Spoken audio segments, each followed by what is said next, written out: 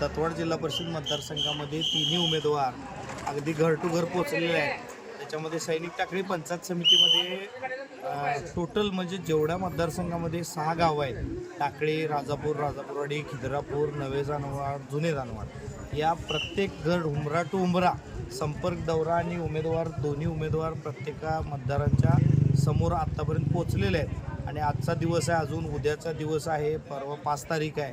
ह्याच्यामध्ये काय अजून लोकांच्या भेटीगाठी राहिल्या असतील किंवा मतदारांची मानसिकता की सत्ताधारी पक्ष असला, सत्ताधारी आमदार असला, सत्ताधारी खासदार असला तर त्याच्याबरोबरचे उमेदवार निवडून आले पाहिजेत, त्या गटाचे उमेदवार निवडून आले पाहिजेत। कारण का भागाचा विकास होण्यासाठी सत्ता लागते, निधी खेचून आणण्यासाठी सत्ता लागते।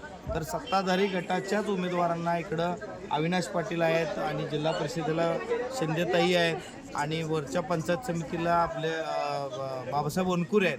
तर ह्या उमेदवारांना निवडून दिलं पाहिजे, कारण का मागच्या 7 ते 8 वर्षामध्ये जिल्हा परिषद रिक्त आहे।